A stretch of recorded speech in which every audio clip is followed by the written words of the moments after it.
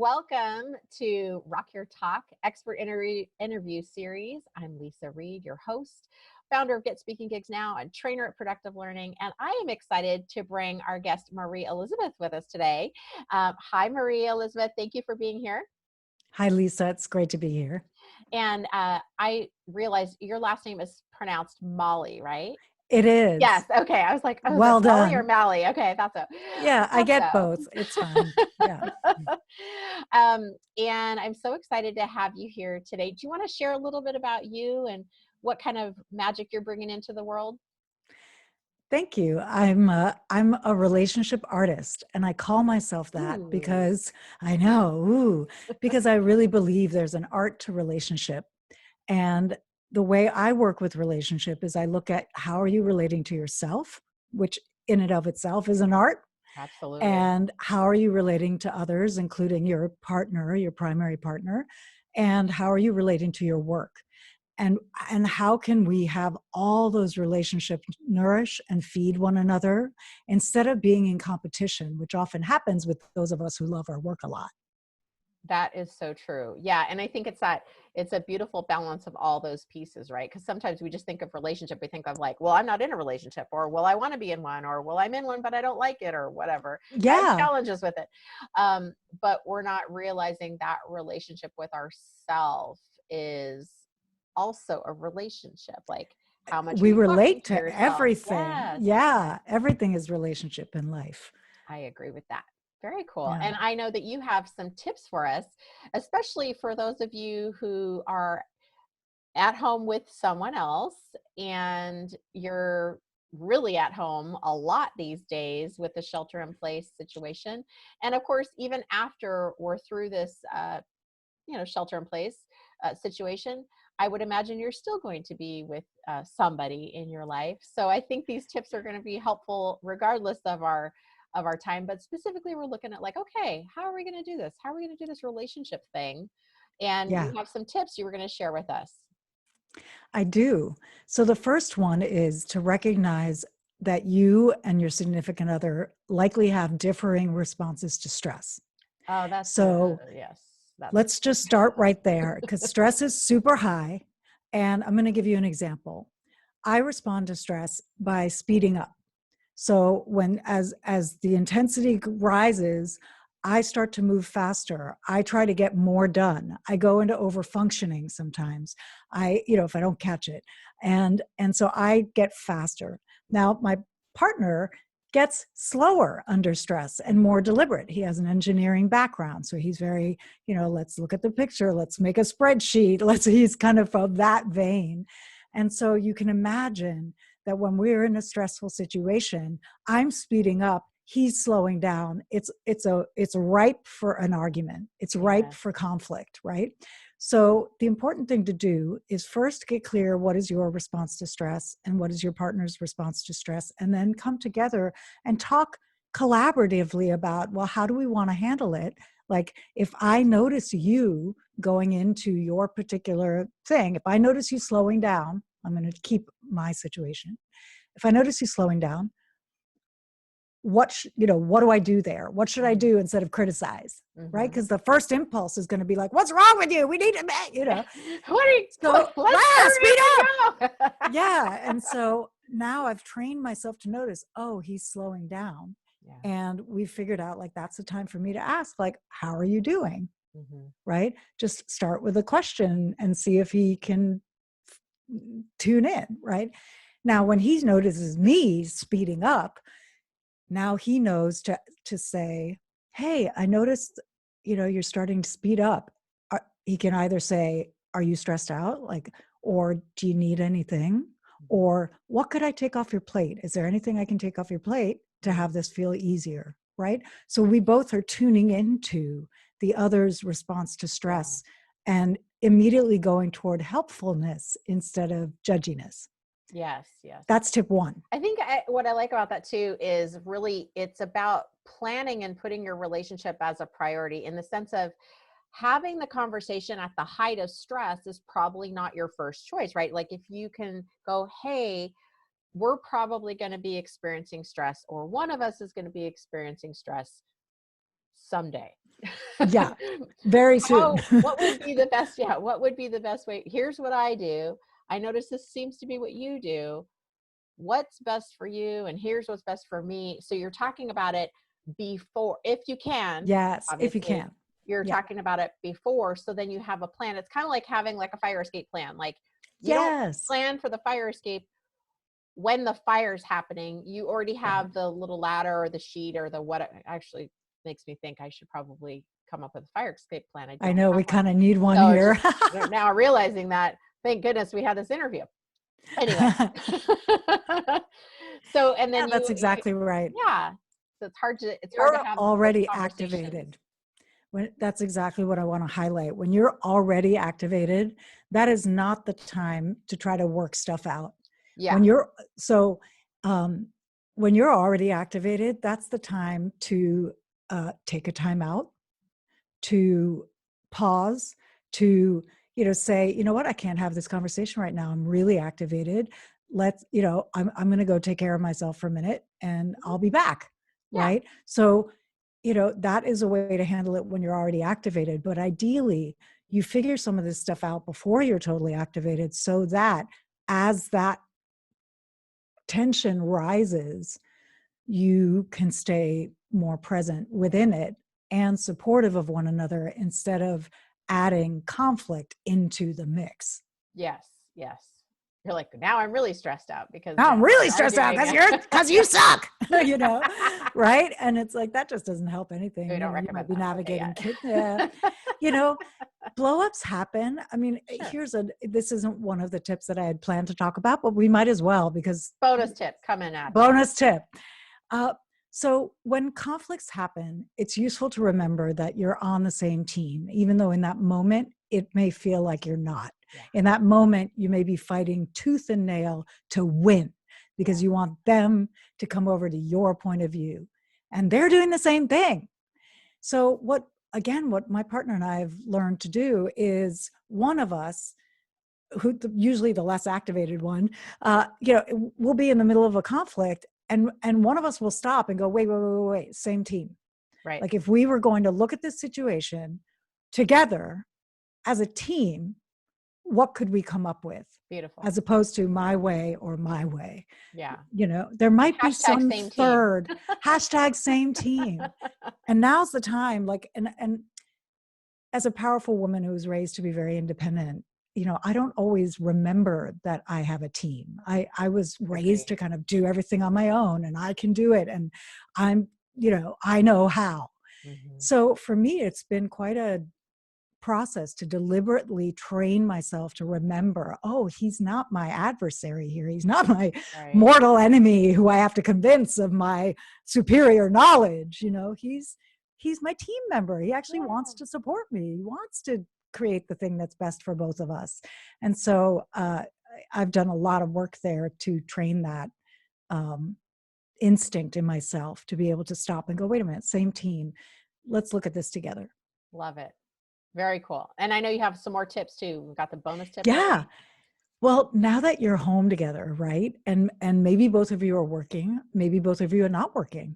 Maybe one of you is working, one is not, right? So everything is shaken up. It's crucial to set boundaries around alone and together time. Yeah. And again, those of us who go into overdrive under stress will often forget that we need downtime. We need alone time. And you used to get alone time by being separated during the day, and you got even to each on focus the car on your ride. Yeah, even like on your car ride somewhere, you're usually alone, and then that's like gone. Gone. There's no car ride. There's no talking with different adults about other things. Yeah. So again, collaboratively come up with ways to each get that same experience in this situation. Yeah. So if you did have a car ride to work before, how do you replicate that? Maybe you get in the bathtub for half an hour with music or a podcast, or maybe you go down, maybe you say, you know what, tonight I'm cooking by myself, and this kitchen time while I'm chopping vegetables is going to be my time. Yeah. Maybe another night it serves everyone better for everyone to be together cooking, right? Because you want connection. But that's the kind of thing that it's good to negotiate in advance and say, you know what, I need a half an hour a day to myself, and I'm going to take it like this. What do you need? And you can take it like that. Maybe, each person finds their own way to be alone, especially if there's kids too, right? Yeah, and I It think that becomes even really, more. really highlights what you were talking about at the beginning of relationship with self and with others, because there's that relationship with self of like, oh, noticing if you're upset about something or resentful or irritated, and like, okay, why am I all of a sudden I'm like all irritated about dinner? Like, what's going on? And this Yes. happened to me after like about a week of shelter in place. I'm like, I'm not a person who loves to cook. Uh-huh. It's just not my thing. I can do it. Yeah. But I was like, here I am, like making dinner every night, and I'm like, okay, why am I feeling this irritation and resentment? What is going on? And I'm like, oh, okay, it's because I feel like I've gotten back into this role that I don't like, and That's not your genius everyone's, zone. and Yeah. they're all like, okay, great, you cooked, and I'm like, okay, I need to just time myself out and see what is it that I would appreciate and need, and what would help the situation, and how can I communicate that to my family that I love the most, right? Yeah. In These a way that people doesn't that I'm lop like their heads irritated with. off. Yeah. Yeah. And so I did, but part of that is that, getting clear on what you're wanting, really, what it really Yes. wanting, and then asking for it. Doesn't mean that you're going to get it, but at least Gorgeous. you're opening that request. Hey, would Yes. you guys be, and they of course, were totally on board with my ask, and really supportive and understanding, and such. But if I don't ask, then that's on me. Yeah. Oh, I want to, that's so beautifully articulated, because one of the things I teach my clients is how to rock your requests. Ooh, And rock you your request. did I it. love You that. rocked your request. And this is how you do it.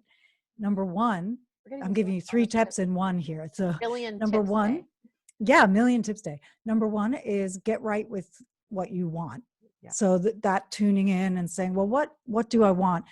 And that means going underneath the complaint, right? The Yeah. complaint is, oh my Right. God, this sucks. I I'm wish they cooking would every do that. night. Da, da, da, I da, da. wish they would do it. Why do I have to ask? They're so dumb. They should know, right? But underneath the complaint is a desire. And that desire is to not have to cook every night and to have the task rotate, right? So you took that time, you got clear about the desire under the request, and you got right with that desire. So that's step one. Step two is, depending on the situation, you need this step or not, but depending how stressed out or conflicted things are. But it's like, hey, I have a request. Is this a good time? Yeah.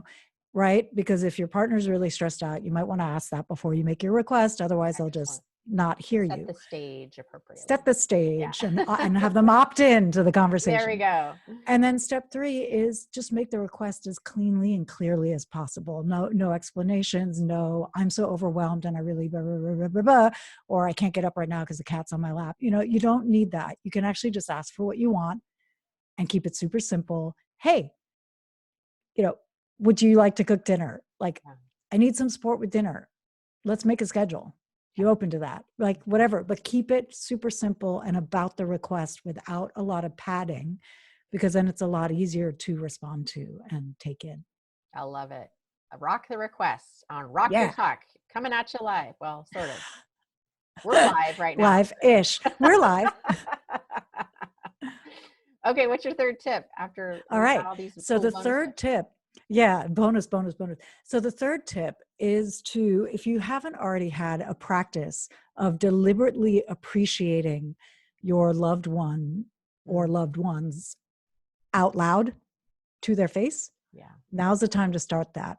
Yeah. So directly expressing appreciation for the tiniest things, or gratitude. If you can get to gratitude, sometimes when you're very stressed out, it can be hard to get all the way to gratitude, but you can still appreciate. Totally. And so, even if it's the tiniest things, like I noticed Patrick unloaded the dishwasher in the morning, yesterday, which is usually something I do because I find something really satisfying about putting things away in their place that are clean. Like I like that. But I was running fast yesterday and didn't get to it. So he just did it, And so when I noticed, I was like, hey, thanks for unloading the dishwasher. Now it's not a big deal, but but it is the kind of thing that when you can affirm each other for what you're doing right under duress, Yeah. it has a way of lowering the stress level and a way of having you feel more connected Yeah. at a time when it's so easy to splinter apart and feel alone. And it's just a small tweak to deliberately say out loud the little things you notice. Oh, I noticed you know, put your glass in the sink, or you wash the dishes, or you brought in the groceries, whatever. And like, thank you for doing that. I appreciate the care you take to keep our space clean. I appreciate your cooking dinner tonight because that let me work another hour. Thank you. I'm so grateful for that. So that if you can start to build extra gratitude and appreciation more than, especially if it feels unnatural and weird, that means then you really need to do it. Okay. Because at this time, if you're getting into like, just got to get everything done mode. Yeah. Your relationship is going to start to get thin. Yeah. And I think even too, you can get creative. If for those of you who want to get creative or fun, you could write notes, you could, spell it out in something, or you could send an email to them or a text to them, even if they're in the same Sometimes I room, text or, him. Yep. just something silly. I'll text him a GIF. Like I'll just Yeah. text him a GIF or something. Yeah. Yeah. So you can kind of get creative and fun with it. And That's a fun way to flirt too. oh, that's a good idea. Yeah. And also just kind of internally, bringing it back to like kind of the internal experience of relationship with yourself. One of the things I'll do when my alarm goes off in the morning, that's actually, although it is an alarm for me to start the awakening process, what I'll do when I'm in that mid not awake state is I will immediately begin to think of the things that I'm grateful for. Oh, So beautiful. that, because an alarm, I use an alarm, not every day, but, Yeah. certainly enough to where it's like habitual. So then it's like, oh, that's my alarm. That's like my gratitude alarm, really. Or Yeah. alert. Alarm sounds A little alarming. alarming, but I don't find it that way. But anyway, Yeah. so I then I'll love be like, that. oh, I'm That's grateful for great. my mattress, that I'm warm, that these blankets are plentiful. There's people who don't have those items. So Exactly. it just sets it off. At least then I'm set off in the right tone. And I try to think of gratitude before my internal rule is gratitude before my feet hit the floor. I love So, that. That is a yeah. great internal rule. Then it just puts me in the right, at Well, least it I can sets you up start for off the in the right, day. yeah, right. Starting off in the Yeah. right direction. But I love that suggestion because I'm verbally, I think, appreciative, but like written and notes and things like that, given our situation, I have not been doing this. I'm like, oh, I'm going to practice that. I want to do that. I'm going to steal that. I Yeah. love it. Find some fun GIFs. Yeah. It's a good way. And I know like at Productive Learning, I did this an entire year. We do these year-long programs where one of them was called Living in Appreciation. So it was about like kind of beyond like the writing out your gratitudes, but like this really of like, how do you drum up that feeling of appreciation and the true authentic feeling of gratitude, or like what's the experience Yes. like for you? So it's so much deeper than gratitude journals, and those are good things Yes. too, but it's like this really, so to your point about really getting to know you, and then how do you come out to other people, that's such Yep. a gift to yourself and to your loved ones. Is I agree. And I love that that deeper intentionality and naming, because you can easily toss off a gratitude list every day and nothing actually happens in your chemistry. I call that But synthetic gratitude. it's synthetic gratitude. Yeah, it's like, yeah, exactly. It's sort of the surface. It's the lid, not the pot, Yeah. And to actually get into the pot is to feel the sensation in your body and feel what happens when you genuinely appreciate. And that's what actually begins to rewire your brain, Yeah. right? Out of its habitual fear, flight, freeze, faint response, and into more resourcefulness and into being able to look for the good and see the good, even in the midst of acknowledging what's hard and bad, like even what looks bad right now, right? I'm not about avoiding. Right. I'm to do some kind of bypass or happy bypass, Sure. but I'm about being fully with what is, Mm-hmm. which by nature is always going to have some good and some hard, some difficult. Of course. And so being with all of it and choosing to orient more toward, well, what can I do? And, what would be the kind thing to say here? Or again, not to suppress how you really feel, Right. but to honor and own how you really feel, and then build a gap between maybe your innate reaction, your stress response, Mm-hmm. to a more resourceful response that Yeah. actually gets, so you start to build a gap through appreciation Mm-hmm. to be able to choose a new response. So beautiful. That little choice point between your that shifts the reaction to response is like the magic zone, right? Like It it's just is that like, little gap right there. yeah, it And is. It is that the magic zone. is your magic zone, right? Of really shifting, transforming your life and your relationship with self, with others, and such. So, Yeah. and I love it. Thank you so much for being our guest today. Look at how much we've learned, and I know this is going to be really helpful for other people. How do people get a hold of you, Marie Elizabeth? Well, I'm going to tell you two ways. One is through my free gift. I'd like to offer your listeners a gift, your Sure. watchers and listeners Yes. a gift. I have a free quiz that really outlines 4 stages of consciousness that we go through in relation to ourselves and our relationships and our work. And so this quiz is like an assessment for where you are, and also gives you the next things you need to be focusing on to grow. And it, like anything in life, it's not like a linear process where you go from one stage to the fourth. You can Sure. be in Back any and forth. stage at back and forth, and stress will make you slip back into an old habit, and then you can come back again into the more aware state. And so you can find that at theartfullovequiz.com. So TheArtfulLoveQuiz.com. Okay, cool. TheArtfullovequiz.com. Oh, well, And lovely. then if you want to just go straight to my website, you don't feel like taking the quiz and just want to check me out, you can find me at memolly.com, my name. So ME for Marie Elizabeth, and Molly, like the country, MALI.com.